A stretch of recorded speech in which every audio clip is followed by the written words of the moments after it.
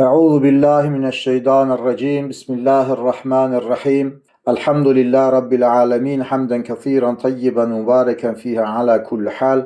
Hamden yuvafi ni'amahu ve yukafi mazidahu. Allahümme salli ala ruhi seyyidina Muhammedin fil ervah. Allahümme salli ala cesedi seyyidina Muhammedin fil eczad. Allahümme salli ala kabri seyyidina Muhammedin fil kubur.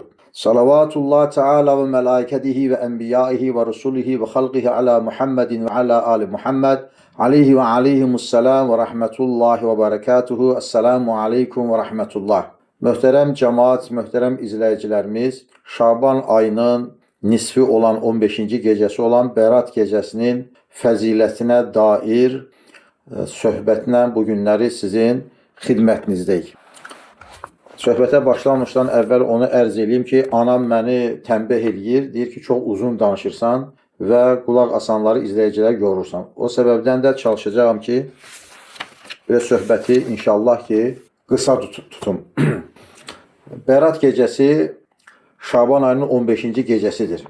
Bu gecə barəsində kitablarımızda yazılan hədis şəriflərdən bir neçəsini xatirinizə oxumaq istəyirəm. Həzrət Ayşə radiyallahu anha anamız belə rəvayət edir ki, Şabanın yarısının gecəsi olduğunda Peyğəmbərimiz sallallahu aleyhi və səlləm mənim şalımın içindən ayrıldı, çıxdı. Mən Hərxal xanımlarından birinin yanına getmişdir deyib narahat oldum, yəni qısqandım. Onu evdə axtarmağa başladım. Yəni gecə olub və o vaxtı ki, belə işıqlar olmayıbdır, zülmət qaranlıq olan vaxtlar olubdur, ay işığı zəif olan gecələrdə və belə deyildi, göz-gözü görməyib. Bəzi Ayşə də onu Peyğəmbər Aleyhisselatü Vesselamı əcəba hara gedib narahat olub və onu axtarmağa başladım və ayağım Peyğəmbər Aleyhisselama toxundu. Sən demə Peyğəmbər Aleyhisselam dəstəmaz alıb elə döşəyin yanındaca namaz qılır və səcdə halında olub Peyğəmbərimiz Aleyhisselatü Vesselam. Onun buyurur ki, Həzrət Peyğəmbərin ayaqlarına deydi mənim ayağım. Səcdə o qədər uzun çəkdi ki, Allah-u Teala onun bəlkə də ruhunu səcdədə qəbz etdi deyib düşündüm. Ayağımla Peyğəmbər Aleyhisselama toxunduğumda Peyğəmbərin hərəkət elədiyini gördüm və onun salamat olduğuna sevindim. Səcdədə söylədiyi dualardan bir qismini yadımda saxladım. Peyğəmbər Aleyhisselam səcdədə bu duaları edirdi. Qarartım da, həyatım da sənə səcdə etdi. Könlüm sənə iman etdi. Budur əlim və onunla öz əleyhimdə işlədiklərim. Ey, hər böyük şey üçün özündə onun zatına ümid bağlanan böyük Allahım. Ey böyük Allahım, böyük günahlarımı bağışla. Üzünü qaraltan, qulağını və gözünü yaratmış olduğum başımla insanın şəxsiyyətini özündə ihtiva edən insanın simasıdır. Yəni bu simamla, gözümlə, qulağımla, bu simamla sənə səcdə etdim. Nemətlərini sənə qarşı iqrar edirəm. Böyük günahlarımı etiraf edirəm. Mən öz canıma zülm etdim. Elə isə məni bağışla. Zira günahları səndən başqası əfv etməz. Əzabından sənin əfvinə sığınıram. Sənin xişmindən, sənin hirsindən, sənin rəhmətinə sığınıram. Qəzəbindən rizana sığınıram. Səndən sənə sığınıram. Zatın çox uca olmaqla daim, zatın uca olmaqda daim oldu. Birbaşa ərəb dilindən tərcümə etdiyim üçün qüsurlarımı əfv edin. Sənə qarşı tərifi sayıb bitirə bilmərəm. Sən özün özünü necə tərif etmisənsə, övmüsənsə, sən eləsən. Bismillah. Sonra mübarək başını qaldırıb belə dua etdi. Ya Allah, mənə şərdən arınmış olan, təqva sahibi olan, kafir və bədbəxt olmayan bir qəlb bağışla. Çünki insanın bütün narahatçılıqları qəlbindədir. Bu narahatçılıqlardan arınmış bir xoşbəxt qəlb bağışla. Daha sonra təkrar Peyğəmbər Aleyhisselam səcdəyə gedir və səcdədə bu dualara davam edir. Ya Rəbbi, sənə qardaşım Davud Aleyhisselamın dediyi kimi deyirəm. Seyyidim üçün, yəni sənin üçün, Allah üçün üzümü torpaqlara sürtdüm. ağam, yəni Allahu Taala'nın cəmalı üçün bütün üzlər torpağa sürtülməyə layiqdir. Daha sonra başına qaldırdığında mən qısqanclıqla Peyğəmbər əleyhissalamı axtardım deyə bundan utandım və Peyğəmbər əleyhissalama dedim ki, atam, anam sənə fəda olsun ya Rasulullah. Sən bir vadidəsən, mən isə başqa bir vadidəyəm. Yəni sən başqa düşüncələrdəsən, mən başqa düşüncələrdəyəm dedim. O zaman Peyğəmbər sallallahu aleyhi və səlləm mənə dedi ki, ey Hümeyra. Hümeyra ay mənim ceyranım deməkdir. Yəni Peyğəmbər əleyhissalam xanımı ilə söz arvadlar belə söz onsuz da filan belə demir. Ay mənim ceyranım deyir. Bilmirsənmi ki, bu gecə Şaban ayının yarı gecəsidir. Bu gecə Bəni Kəlb qəbiləsinin qoyunlarının tükləri qədər Allahın cəhənnəmdən azad etdikləri vardır buyurdu. Mən də Peyğəmbər sallallahu aleyhi və səlləmə dedim ki, bu Bəni Kəlb qəbiləsinin qoyunlarının misalı da nə misaldır? Yəni necə bundan sən misal çəkdin ya Rasulullah? Peyğəmbər əleyhissalam cavab verir ki, ərəblərin içərisində onlardan daha çox qoyun saxlayan bir qəbilə yoxdur. Ancaq mən bu bağışlanacaqların, əfv olunacaqların arasında 6 kimsəni bəhs etmirəm. Yəni onları bağışlanacağına güman etmirəm. Təsəvvür edin, bir qoyun üstündəki tüklər, bir də var ki, sən bizim bir para kəndlərimiz ki var, Xınalıq mı deyək, Haput mu deyək, gör onların nə qədər qoyunları var. Məsələn, bizim ərazidə. Düşünün ki, ərəblərin içərisində minlərlə qoyun saxlayan Bəni Kəlb qəbiləsinin qoyunlarının tüklərinin sayları qədər insan cəhənnəmdən Bərat gecəsində azad olacaq. Amma bu sayacaqlar adamlar ki var indi ki, bunların bağışlanacağını güman etmirəm. Kimlərdir? İçki içməyə davam edən, ata anasına asi olmağa davam edən, əxlaqsızlığa davam edən, silə-i rəhmi, yəni ki, əmsini, dayısını, qohumlarını ziyarət etməyi kəsən və heykəl təsvir edən və söz gəzdirənlərdən başqa. Yəni bu adamların bağışlanacağını güman etmirəm.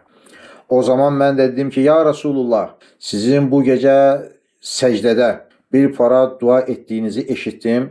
Bu zamana qədər sizin belə dualar, belə sözlərlə yalvarmağınızı heç eşitməmişdim. Səcdədə buyurdunuz ki, əzabından əffinə sığınıram, qəzəbindən rizana sığınıram, səndən sənə sığınıram, zatın uca olmaqda daim olsun, sənə qarşı tərifi sayıb bitirə bilmərəm, sən özünü övdügün kimisin.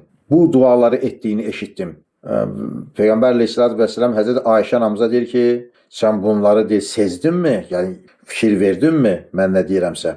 Mən də bəli ya Rasulullah dedim. Peyğəmbər əleyhissalam Həzrəti Ayşə bu sözün üzərinə buyurur ki, bunları yaxşı öyrən və öyrət. Nə ki o da rəvayət edib günümüzə qədər həmin o dualar, ilticalar gəlib çatıbdır. Çünki Cəbrail əleyhissalam mənə bunları səcdədə təkrar söyləməyimi əmr buyurdu. Gördüyünüz kimi Peyğəmbər əleyhissalatü vesselam bu gecəyə diqqət edib və bu duaları edib. Rasulullah sallallahu əleyhi və səlləm belə sabaha qədər ayaqda və ya oturaraq namaz qılmağa, dua etməyə, zikr etməyə davam etdi. Sabah olduğunda isə baxdım ki, Peyğəmbər əleyhissalamın iki ayağı da şişmişdir. Mən onları, yəni Peyğəmbər əleyhissalamın ayaqlarını oşdurdum. Atam, ana sənə fəda olsun ya Rasulullah.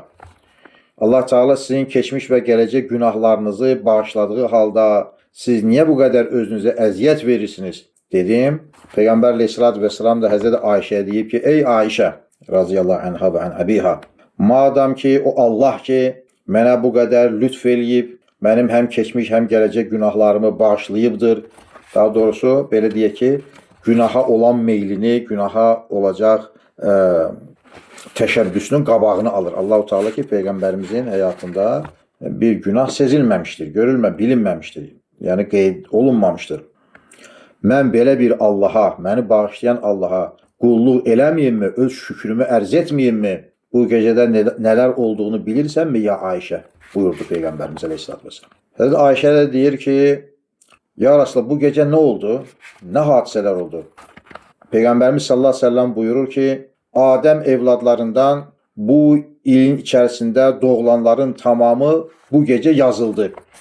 Başqa hədisləri də cəmləşdirib burada ərz edeyim xatirinizə ki, Şaban ayının 15-dən gələn ilin Şaban ayının 15-nə qədər Ummul kitab olan Allah-u Teala'nın ərşinə bağlı olan ilahi kompüter, bütün kitabların anası, Tövrat, Zəbur, İncil, Quran və bütün sühuflər və bütün olanlar olacaq, hamısı o kitabda hepsi zəbtidir. Orada yazılıdır. İnsanların bizim ömrümüzün əvvəlinin axırına qədər olacaq şeylər oradadır. Dünyanın bütün aləmlərdə baş verəcək bütün cərəyan edən hadisələr oradadır və bir illik oradan çıxarış olur. Bu Şabandan gələn Şabana qədər. Deyir ki, Adəm evladının o il içərisində kimlər doğulacaq, kimlər dünyaya gələcəksə onlar yazıldı. Adəm oğlanlarından bu sənə ölənlərin də hamısının adı yazıldı, qeyd edildi. Başqa bir hədisdə deyir ki, insan deyir evlənməyə hazırlaşır, amma xəbəri yoxdur ki, dəftəri adı ölülərin dəftərindədir. İnsan haca getməyə çalışır, hazırlaşır, sevinir, ev tikir, nəysə belə. Ölənləri məsxərəyə qoyur, ölənlər üçün sevinir ki, düşməni öldü, öləni üçün kədərlənir ki, filan kəs öldü, bankrot oldum, pulum əlimdən çıxdı, ziyana düşdüm filan. Xəbəri yoxdur ki, adı ölülərin dəftərini 3-5 gündən, aydan sonra öləcək. Bu ha vaxt müəyyənləşir, bu Şaban ayının 15-də. Və əməllər bu gecə Allah-u Teala yüksəlir. Əməllər keçən dəfəki Şaban ayının söhbətində qeyd eləmişdik. İstəyənlər orada diqqət edirlər. Gündəlik səhər, axşam əməllər Allaha ərz olunur. Həftənin içərisində 1-ci, 4-cü günlər əməllər Allaha ərz olunur və illik Şaban ayının 15-də əməllər Allah Teala'ya ərz olunur. Onun üçün Peyğəmbər əleyhissalam həftənin 2 günü oruçdu. Bazar ertəsi günü və cuma axşamı günü. O cümlədən də Bərat gecəsinin səhərisi gündə oruc olub. Niçin? Əməllər Allah ərz olunanda istəyib ki, o oruclu halda olsun. Ruziləri də bu gecə Allah-u Teala indirir. Başqa bir hədislərdə onları da yuvarlaqlaşdırıb sizin üçün deyirəm ki, müharibələr, ruzilər, daşqınlar, çoğunlar, vərvərələr, yanğınlar, yaşıllıqlar, gözəlliklər, hər şey, müharibələr, sülhlər, hamısı Şaban ayının 15-ci gecəsi olan Bərat gecəsində müəyyənləşdirilir. Yəni, diqqətli olmalı. Görürsən, bir par adamlar bizə müraciət edirlər ki, məsəl üçün, filan kəs qabağım boş vedirənlə çıxdı, işlərim düzəlmədi, qabağımdan qara pişik keçdi, mənə düşmədi, filan kəsin bəd nəzəri var, məni yıxdı. Demir ki, Şaban ayında yatmışam, Şaban ayında içkili olmuşam, Şaban ayında günah başında olmuşam, qumar oynamışam. Demir ki, Şaban ayında nə bilim, neynə, televizora, futbola baxıb, gecə səhərə kimi nə işlərə baxıbsa, pişiyin üstünə atır, yəni bədbəxtçiliyini. Əgər istəyiriksə ki, hər işimiz rahat olsun, gərəkdir ki, Şabanın 15-də, nəinki, yəni Şabanın 15-də, bütün gecələrdə, xüsusən bu gecədə bir qədər diqqətli ol ki, Allah bizim üçün pay ayıranda bizi də bəndəçilikdə görsün ki, biz bəndəyə lazım olan və layiq olan işlərlə məşğuluq. Peyğəmbər əleyhissalam bunları Həzrət Ayşəyə deyəndə Həzrət Ayşə anamız buyurdu ki, ya Rasulullah, Allahın rəhməti olmadan heç kimsə cənnətə girməzmi? Peyğəmbər əleyhissalam buyurdu ki, Allahın rəhməti olmadan heç kim cənnətə girməyəcək. Yəni bu nə deməkdir? Heç kim deyə bilməz ki, Allah nə deyib ki, müsəlman olub, kəlmə-i şəhadəti müsəlman olmuşam. Ömrümdə qardaş namaz qıl deyib, namaz da qılıram. Hacca getdim, hacca da getmişəm. Allah mənə cənnətə qoyub, hara qoymalıdır ki? Filan kəs eləmə, heç peşmək. Yox. Allah-u Teala cənnətə qoyanları öz lütfü ilə qoyub. Yəni Allah Teala istəsə, hələ o etmiş olduğumuz salih əməl, zənn etdiyimiz əməllərin içərisində o qədər əgər eksik çıxartar, o qədər nöqsanları üzümüzə vurar. Allah Teala əgər bəndəsinə cənnət verəcəksə, öz rəhmətinə görə verəcək. Həzrət Ayşə soruşur ki, bu sözün ardınca, ya Rasulullah, siz dəmi Peyğəmbər əleyhissalam əlinə aparır başına, bu ki, Allahın rəhməti olmasa, mən də girmərəm. Allahın rəhməti olmasa mən də girmərəm. Allahın rəhməti olmasa mən də girmərəm deyərək əlini başına aparır. Ki, həqiqətən Peyğəmbər əleyhissalam, Allahın rəhməti olub Peyğəmbər cənnətə girməz. Amma Allah-u Teala Peyğəmbərimiz əleyhissalamın özünü aləmlərə rəhmət yaratıb və yaxşı işlərə, gözəl əməllərə, gözəl düşüncələrə, gözəl qəlblərə Peyğəmbər əleyhissalam vəsilədir. Onun səbəbi ilə bu gözəlliklər var. Və bu qədər gözəlliklərdir Peyğəmbər ortağının üçün. Kim yaxşı bir iz qoysa, yol qoysa, ondan savablar, o yolu qoyan adama da ondan pay çatır. Peyğəmbər əleyhissalam da bu namazlara, bu azanlara, bu möminlərə, bu evliyalıqlara, bu yaxşı işlərə ortaqdır və Allah-u Teala ona rəhmət eləyəcək deyə ona Peyğəmbər eləyib. Rəhmət eləyəcək deyə ona bu əməllər etməyi ona qismət eləyib. Allah-u Teala ona layiqli ümmət olmağı nəsib və müyəssər buyursun. Amin. Bu mövzuda bir dənə də hədis var. İstəyirəm ki, onu da sizin üçün zikr edeyim. Əbu Hüreyrə radiyallahu anh həzrətləri Peyğəmbər sallallahu əleyhi və səlləmin belə buyruğunu rəvayət etmişdir. Şaban ayının 15-ci gecəsi, yarı gecəsi olduqda Cəbrail əleyhissalam mənə gəldi. Ya Muhammed, başını səmaya doğru qaldır buyurdu sallallahu aleyhi və səlləm. Mən də bu nə gecəsidir dedim Cəbrail əleyhissalama. Cəbrail əleyhissalam da bu Allahu subhanahu və taalanın 300 rəhmət qapısı açdığı bir gecədir ki, bu gecədə Allaha, ona heç bir şey ortaq qoşmayan müsəlmanların tamamını Allah-u Teala bağışlayacaqdır. Yəni kim la ilahe illallah Muhammedun Resulullah deyib İslamiyyəti qəbul edibsə, hamısını Allah Teala bağışlayacaqdır. Ancaq burada da o istisnaları deyir. Cadugarları, tilsim eləyənləri, kahinlik eləyənləri, içki içməyə davam edənləri, faiz verib alanları və zinanı tərk eləməyənləri, tövbə bu əməllərinə tövbə eləməyənləri Allah-u Teala bu Şaban ayını bağışlamayacaqdır. Demək ki, kimin buna oxşar əməlləri varsa, bu gecə hamımız tövbə eləyək cümləmiz. Allah-u Teala bağışlanmamızı diləyək. Allah-u Teala Bəni Kəlb qəbiləsin, qoyunların tüklərinin sayı qədər asi kimsəni bağışlayacaq. Yəni bağışlamayan adam qalmayacaq. Onun üçün bu gecəyə bərat gecəsi deyilir. Yəni bəraət. Allah bəraət verir. Peyğəmbər əleyhissalam buyurur ki, gecənin 1/4 keçincə, harada 1/4 elə məğribi qıldın, işadan bir az keçəndən sonra. Cəbrail əleyhissalam təkrar indi, nazil oldu mənə və dedi ki, ya Muhammed sallallahu əleyhi və səlləm, başını qaldır buyurdu. Başımı qaldırdığımda nə görsəm yaxşıdır. Cənnətin bütün qapıları ağzına qədər açılmışdır, ardına qədər açılmışdır. Dünya səmasından ərşə qədər bütün mələklər səcdədə, təsəvvür edin ki, bizim bu başımızı qaldıranda gördüyümüz səmadan 7 qat səmalar, kəhkəşanlar, ucu bucağı olmayan. Bizim bu səmamız, bizim dünyamızın tavanıdır. Və ulduzlar da, günəşlər də, qalaktikalar da bizim çılçıraqlarımızdır, lüstrlərimizdir, qəndillərimizdir. Bu ki, uçsuz bucaqsızdır deyilir kosmos üçün. Amma bu elə birinci qatdır. Bundan o tərəfə 6 qat olmaq üzrə 7 qat, sonra ondan sonra 7 qat səma demək ki, kürsünün altındadır. Bütün ruhlar aləmi filan İsrafil səlamın surunun bir dəliyindədir. Onlar ərşin altındadır. Ta bu mələklər bu minvalla ərşə qədər uzanıblar. Mələklər daha doğrusu səcdə ediblər. Ümmət-i Muhammedin günahlarının bağışlanmasına istiğfar eləyirlər və hər səma xalqının, hər səmanın qapısının ağzında mələklər vardır. Birinci qapıdakı mələklər bu gecə ruku edənlərə müjdələr olsun deyirlər. Namazdakı ruku, kim ruku eləyirsə bu gecə müjdələr olsun. İkinci qapıda olanlar deyir ki, bu gecə səcdə edənlərə müjdələr olsun deyib nida edirlər. Üçüncü qapıdakı mələklər bu gecə dua edənlərə müjdələr olsun deyib nida edirlər. Dördüncü qapıdakı mələklər bu gecə zikr edənlərə müjdələr olsun deyib nida edirlər. Beşinci qapıdakı mələklər bu gecə Allah qorxusundan ağlayanlara müjdələr olsun deyib nida edirlər. Altıncı qapıda olan görevli mələklər bu gecə bütün müsəlmanlara müjdələr olsun deyib səslənirlər. 7-ci qapıda olan mələklər isə bu gecə bir şey istəyən varmı ki, muradı, istəyi hasil olsun.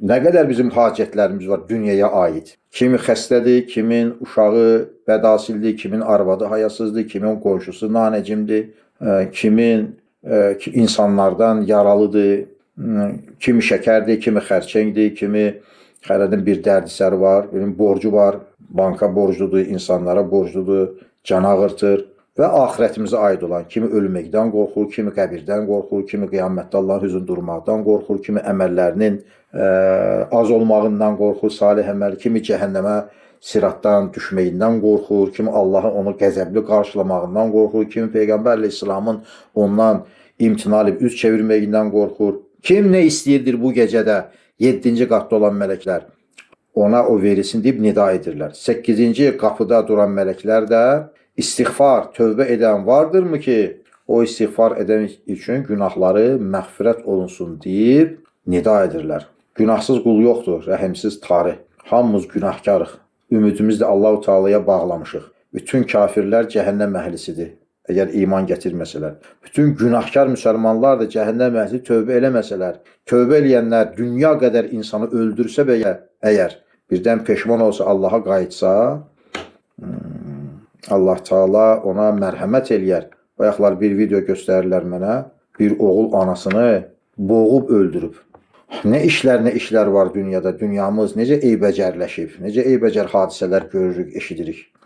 Elə bu insanlarla bir yerdə nəfəs almağın özü böyük bir bədbəxtçilikdir. Dünyada yaşamaq özü bədbəxtçilikdir. Çünki cənnətlərdən ayrı düşmüşük. Allahdan camalını görməyə ayrı düşmüşük. Belə bir insanlarla nəfəs almaq, bir dünyada yaşamaq özü də böyük bir şeydir. Müxtəsər kəlam. Nə deyək, Allahdan inanmayın mı deyək, tövbə eləməyin mi deyək? Allah zaten mələklərinə dedirtir ki, nə günah eləmisənsə tövbə elə, qayıt Allaha. Bəlkə Allah Teala səni bağışlayar deyib, mən də ümid edirəm. Allah cümləmizi əfv eləsin. Amin.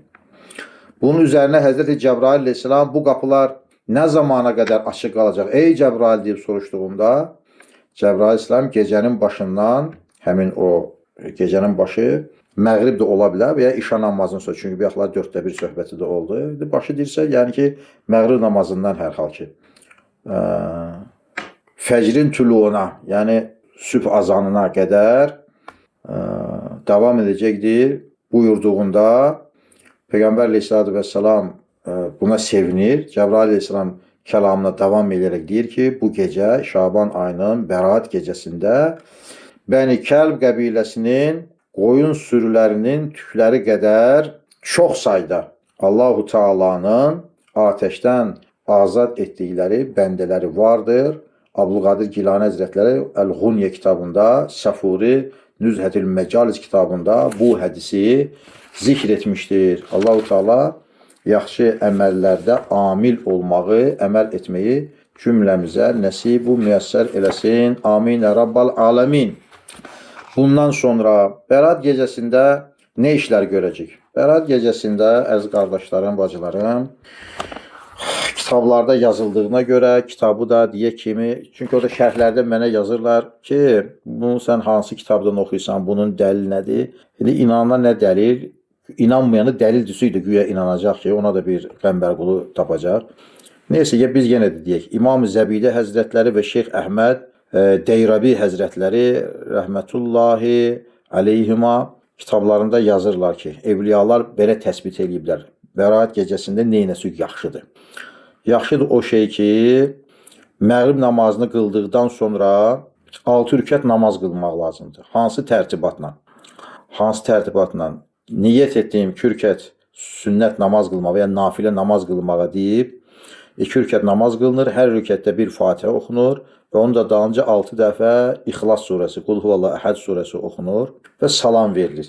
2 rükət qılınır. Və 2 rükət salam verdikdən sonra niyyət olunur ki, Allah Teala ömrümə bərəkətlər versin. Bərəkətli ömür yaşayıb. Bir baxıb görsün, bir adam 60 il, 80 il, 70 il, 100 il yaşayıb, amma heç bir şey. Belə çevrilir, baxır, özündən sonra heç bir şey qoymayıb həyatda. Heç bir izi yoxdur. Bərəkətsiz bir ömür. Amma ömrünün bərəkətli olması niyyəti ilə bir Yasin-i Şərif oxumaq lazımdır. Sonra durub ayağa 2-ci rükət qılmaq lazımdır. Yenə bir Fatihə, 6 Qul Huvallah oxuyub, salam verilib və ikincisində də bol bərəkətli ruzulərin olması üçün Yasin oxumaq lazımdır. Yenə durulur ayağa, 2 rükət namaz qılınır həmin qayda üzərinə, bir Fatihə, 6 Qul Huvallahla və üçüncüsündə də Hüsn-i Xatimə. Hüsn-i Xatimə ömrümüzün, həyatımızın iman və İslamla tamam olması üçün, kafir ölməmək üçün, Allaha düşmən olub ölməmək, Allahı narazı salıb, Allahı qəzəbləndirib ölməmək üçün, Hüsn-i Xatimə üçün bir Yasin-i Şərif oxuyuruq özümüz üçün. Və bu 6 rükət namaz tamamlandıqdan sonra, möhtərəm cəmaat-ül müslimin, bir dua var.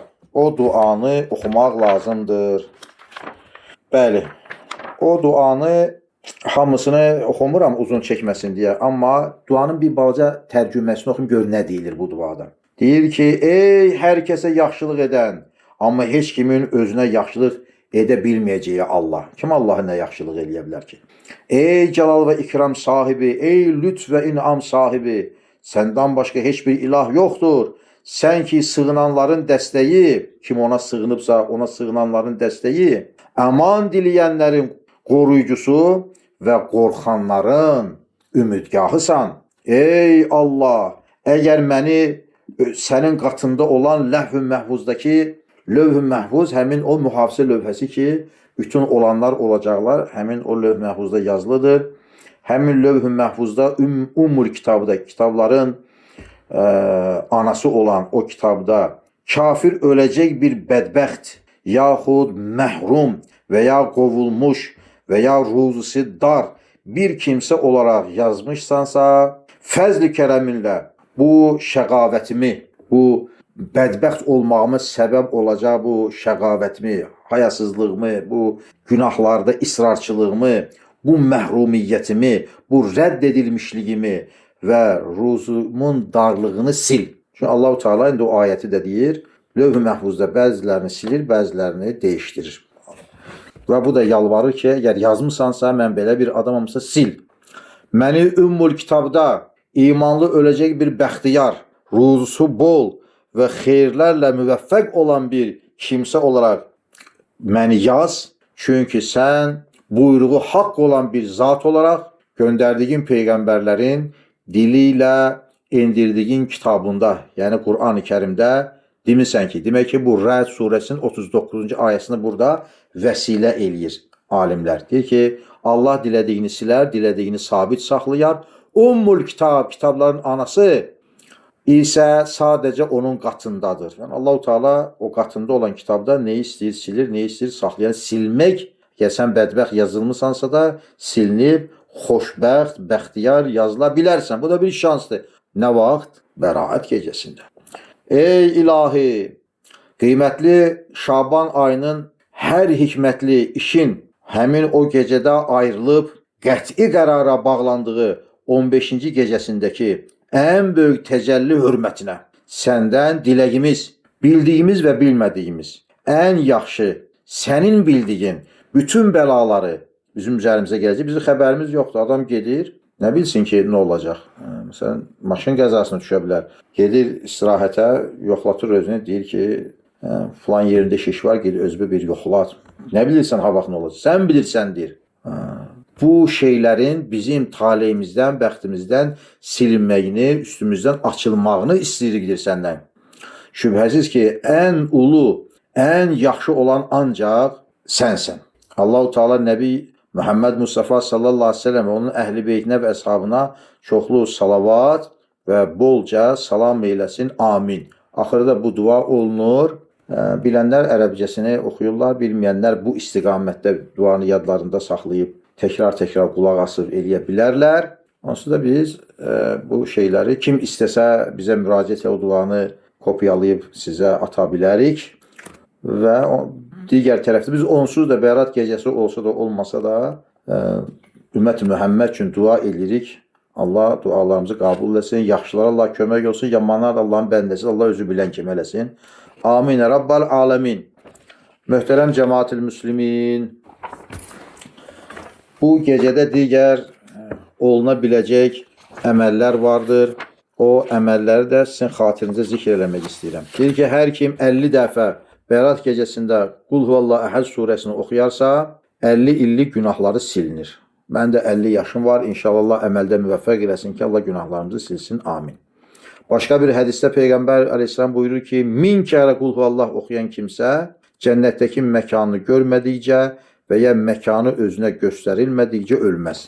Ölüm vaxtında, döşəyə yatanda, şeytan sunan ətrafda gəzəndə, Əzrail Aleyhisselamı heybətli sifətdə görmək mümkün ikən, əzab mələklərini çəngəllərlə gəlib canını bürməliyib canından, bədəndən almaq dəhşəti, vəhşəti var ikən, 1000 dəfə Qul Huvallah oxuyan kimsə cənnətlik olar və cənnətdəki məkanını da görmədən ölməz deyir Peyğəmbərimiz sallallahu aleyhi və səlləm.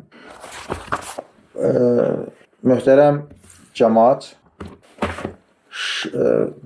Bərat gecəsi İkisindən bu Şaban ayının 15-ci gecəsidir. 2006-cı il içində ayın 2-dən, fevral ayının 2-dən 3-ünə keçən gecədir. Birinci gündən ikinci günə keçən gecədir. Gecəsində bu Yasin şərifləri oxumağı tövsiyə edirəm. Çox qəza qılmağı tövsiyə edirəm. Çox istiğfar etməyimizi tövsiyə edirəm özüm nəfsimə və sizə. Sonra çox Peyğəmbər əleyhissalamın salavat şərifə gətirməyi tövsiyə edirəm. Çox kəlmə-i tövhid, la ilahe illallah zikr eləməyi tövsiyə edirəm. Çox Qur'an-ı Kərim oxumağı tövsiyə edirəm. Çox əlavə səcdə eləməyi tövsiyə edirəm. Səcdə qədər insanı Allaha yaxınlaşdıran başqa bir şey yoxdur. Allah-u Teala buyurur ki, səcdə et və yaxın oldur. Ərəbiyyəsini oxumaq səcdə ayəsidir. Ərəbcə oxunanda səcdə eləməyimiz lazımdır. Onun üçün mənasını ki, səcdə et və yaxın oldur. Yaxın olmaq istəyən adam səcdə eləsin. Nə deyim səcdədən? Nə istəyirsən de, qoy başını səcdəyə, yalvar Allaha. Allah əgər səni məqbul eləyibsə, deyilməli sözləri sənə ilham eləyəcək. Dilindən sözlər, gözündən yaşlar, qəlbindən eşqlər axacaq.